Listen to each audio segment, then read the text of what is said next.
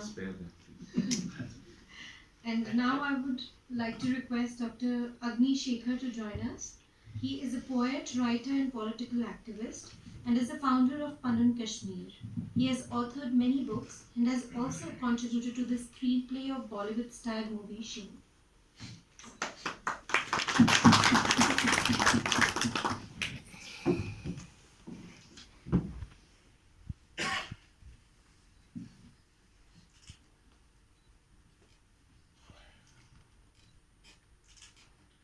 आदरणीय मंच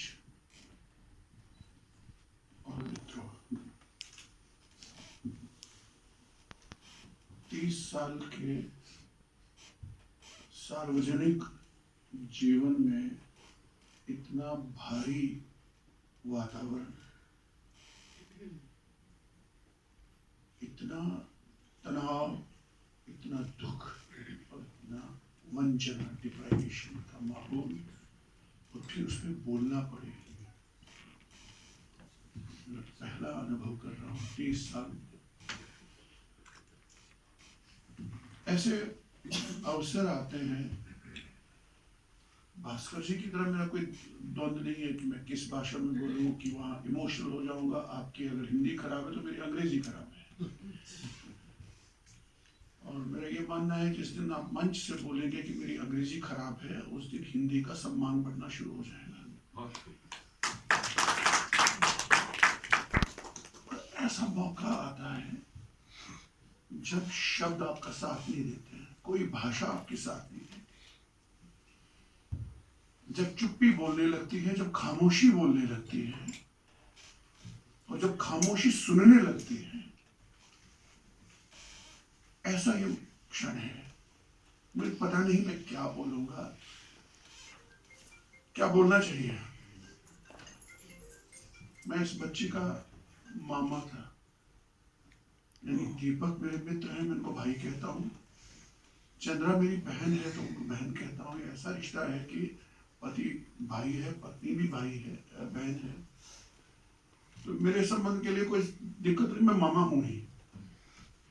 ऐसे में नेहा के साथ मेरा प्रथम साक्षात्कार 1998 में हुआ। मैं अमेरिका प्रवास पर था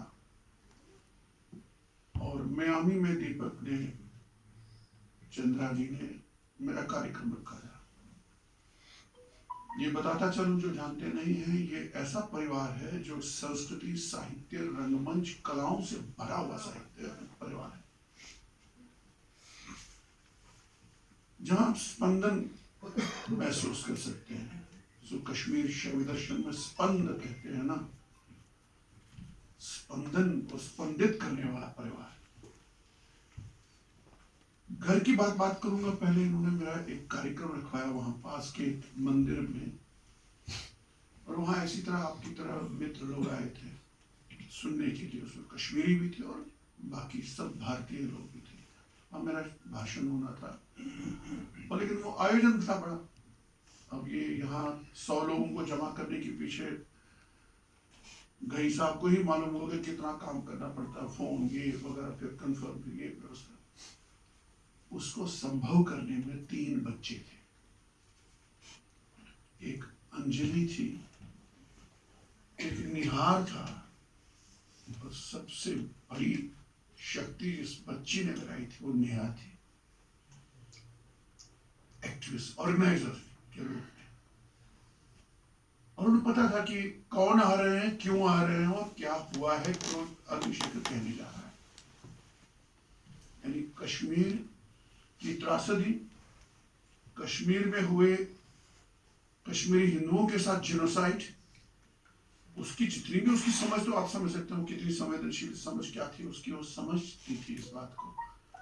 इसलिए उसके बाद के जीवन में भी हम देखते हैं कि यहाँ भी जहाँ अवसर मिले वहां बोलती है। कितने भाषण उसने कश्मीर इश्यू और कश्मीरी हिंदुओं के, पंडितों के निर्वासन, जेनोसाइड को लेकर उसने की एक्टिविस्ट। तब मैंने पहली बार उसको घर से बाहर एक एक्टिविस्ट के रूप में देखा।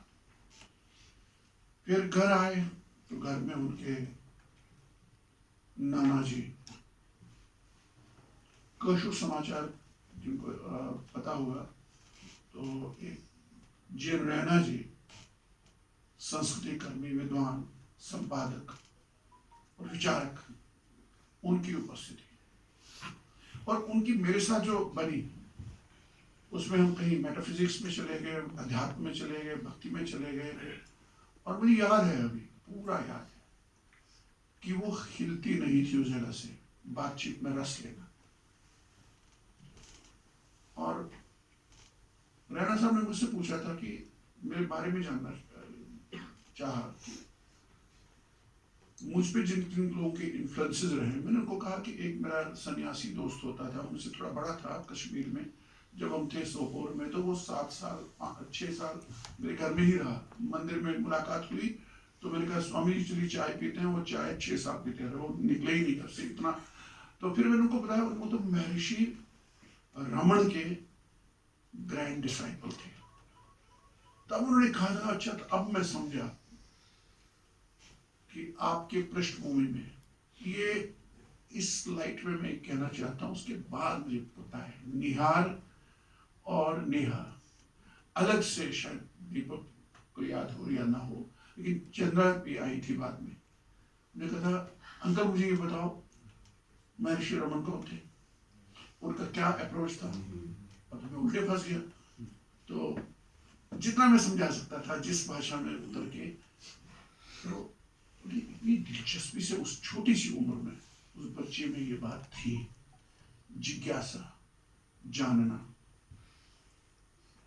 ये मेरा एक इंप्रेशन है उसको लेकर। दूसरा, इमीडिएटली उसके बाद मेरा दूसरी बार भी जाना हुआ, लेकिन उसकी विवाह का जम्मू में हुआ। और अशोक होटल की वो शाम, उसकी मेहंदी रात, वहां इस बच्ची को देखा, दुल्हन बनने जा रही बच्ची को देखा, उसकी चहक और उसका तेज देखा। और बाद काजू प्रसाद यहाँ बैठे हैं हमारे वरिष्ठ कलाकार, उस ओजस्वी माहौल में उस बच्चे को देखा। और माँ ने कहा था, हमारे घर आए थे, तो कहा ये मातामाल है तेरा। मातामाल हम बोलते हैं ननिहाल को, माता का जहाँ मालिन हो उसे माता मालिनी ननिहाल कहते। ये दूसरा इंप्रेशन मेरा। आप उसका इंप्रेशन देखिए कि किताब खोल के, और मैं चाहूंगा कि आप जरूर किताब खरीदिए, पढ़िए।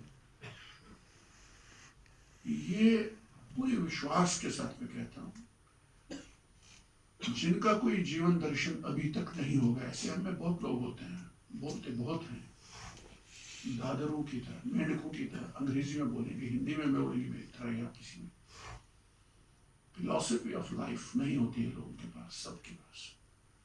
बहुत मुश्किल होता है अपना दर्शन पैदा करना, अपनी दृष्टि देना। इस पुस्तक में, छोटी सी पुस्तक में इतनी ताकत है कि आपको जीवन को बदल देगी, बदल देगी, आपके परसेप्शंस को बदल देगी, आपकी एक दृष्टि देगी। ये छोटी सी बच्ची, और कहीं वो इम्पोज नहीं कर रही है, कहीं उसमें पांडित्य से आप पेडेंटिक होना कहते हैं वो नहीं है, सहज अंतरम सा। क्योंकि पुस्तक का नाम है बॉडी और ब्यूटी, 2 शब्द लीजिए। बॉडीज ने हमेशा बिट्रे किया है, बॉडी किसी कभी स्थायी नहीं रही है। अब यह है कि ये बॉडी और ज्यादा रहनी चाहिए थी हमारे साथ, वो हमारा मोह है, एक्सपेक्टेशन थी। लेकिन जिसे हम बिट्रे कहते हैं, बिट्रेयल ऑफ ब्यूटी, हमको ये जानना चाहिए कि हमने कहा क्या इस बच्ची ने हमारे लिए जो छोड़ा है। हमारी भारतीय दृष्टि क्या है, व्हाट्स ब्यूटी? रैंप पे डांस करते हुए ड्रेसेस को पहनते हुए ब्यूटी नहीं होती, वो भी ब्यूटी होती है, लेकिन वो ब्यूटी नहीं है। हमारे यहाँ जो परंपरा है, जिस परंपरा में आपने बात की है, संस्कृत में कहते हैं क्षणै क्षणै यन्नवताम उपेति तदैव रूपम रमणीयताया।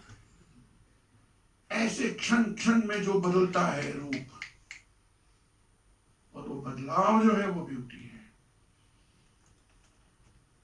बहुत बड़े अस्तित्ववादी दार्शनिक सारत्रे ने कहा है, being is in the process of becoming. You are always in the process of becoming. You are never become. हम बने हुए नहीं होते, हम बन रहे होते हैं पूरे जीवन. ये जो बन रहने की प्रक्रिया है वह सुंदरता होती है, क्योंकि आप जानते हैं कि हम जीवन में किसी बहती हुई नदी को दोबारा नहीं देखते हैं. हम हमेशा पहली बार देखते हैं, हमेशा पहली बार, हमेशा पहली बार. एक नजर देख के फिर देखो तो वो नई नदी होती है. वो जो बदलाव है, वो बदलाव सुंदरता है. इसलिए ऐसी आत्मा जो है, ये मुझे लगती है योगिनी परंपरा की योगिनी थी. मैं अभी हाल ही में ललदेद पर काम कर रहा हूँ और उसमें मैंने देखा कि ललदेद को हम यूं ही शैव योगिनी नहीं कहते हैं. हमारे कश्मीर में परंपरा है योगिनियों की. योगिनियां होती थी और जोनराज ने अपने कलहन में राजतरंगी में सुशील जी योगिनी चक्र की बात की है, जिसे आप वटू कहते हैं गांव, वहां वाक पुष्टाटवी, वहां उसको एक जो जंगलों में योगिनियां थी वो कश्मीरी योगिनियां थी. और आपके यहाँ जो पद्म संभव यहाँ आए कश्मीर में, तो उनका स्वागत करने वाली एक योगिनी थी. और उससे पहले अगर आप जाएंगे आचार्य अभिनव गुप्त, मैं जानबूझ के कह रहा हूं, मुझे तो जोड़ना है कहीं पर आकर, आचार्य अभिनव गुप्त के तंत्रालोक का अध्ययन करिए या उनके बारे में पढ़िए, तो उनके पास भी योगिनियां थी जिनको शिवदूतियां कहते थे.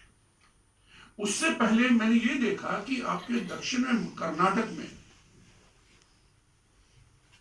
जो बसवेश्वर हुए हैं, उन्होंने जो वीर शैव की परंपरा में आंदोलन किया और उनमें 35 योगिनियां थी. उनको शिव शरणी बोलते हैं. उन 35 योगिनियों में एक बोंता देवी नाम की योगिनी थी जो कश्मीरी थी, कश्मीर से नहीं थी. बोंता देवी, जिसका उनकी साहित्य में नाम है अंकित नाम कहते हैं, जैसे पेन नेम होते हैं, बिडाड़ी. मैं ज्यादा पीछे नहीं जाऊंगा, बहुत इतिहास है. और ये योगिनियां किसी कालावधि के लिए आई हुई होती हैं, जैसे बोधिसत्वों का कॉन्सेप्ट है अपने यहाँ. इनके एक पर्पस होते हैं. इनका ये पर्पस किसी एक टाइम फ्रेम में पूरा होता है, फिर चली जाती है. ये समय से नहीं बनती, हम बंधे होते हैं, हमको समय बांधता है. और ये जो योगिनियां होती हैं, जो योग यानी जुड़ी हुई होती हैं, जिनका कोई होता है, ये जब तक जिंदा है इनका काम हुआ, चल बसे. क्योंकि हम बाप हैं, हम माँ हैं, हम बहन हैं, हम बच्चे हैं, हम मामा हैं, हम पिता हैं. तो हमारे बीच से एकदम एक व्यक्ति का अंतर्ध्यान होना, गायब होना, तो हमारे सदमा है, क्योंकि हम उस अवस्था में नहीं है. इसलिए अगर एक सितारा चमका, एक नक्षत्र चमका दीपक और चंद्रा के घर में, ये एक उद्देश्य लेके आया था. और किताब में देखिए आप, जो उनको अटेंड करने वाले डॉक्टर हैं चंद्रशेखर, अब उस एंगल से देखिए इस बच्चे को. किताब में वो लिखते हैं कि मैंने हिम्मत की धीरे धीरे. वो चूंकि मामा थे उनके, चंद्रा के भाई हैं, वो डॉक्टर चंद्रा के भाई हैं, और वो प्रख्यात डॉक्टर हैं, प्रसिद्ध डॉक्टर हैं. ऐसे डॉक्टर हैं जिन्होंने जब संजीव रेड्डी का ऑपरेशन वहां हुआ था, उसमें फिर जब ज्ञानी जैल सिंह का ऑपरेशन हुआ था, उनके असिस्टेंट के रूप में सर्जन डॉक्टर थे. बहुत बड़े नामी गिरामी डॉक्टर हैं चंद्रशेखर, हमारे मित्र हैं. वो इनको अटेंड कर रहे हैं. वो अपना कॉन्फ्लिक्ट बता रही है, मेरी बहन की बच्ची भी है, मैं इसका मामा भी हूँ, पेशेंट भी है. और दोनों को मैनेज करना, क्योंकि नेहा खुद मैनेज करने वाली बच्ची थी. वो खुद कहते हैं मेरे कॉन्फ्लिक्ट था. मैं से सच बताऊं, जब टर्मिनल एज पे मोड़ पे आती, बताऊं नहीं बताऊं नहीं बताऊं, और वो पूछ रही है, वो धैर्य के साथ, गरिमा के साथ, बड़प्पन के साथ, इस चीज को जानते हुए कि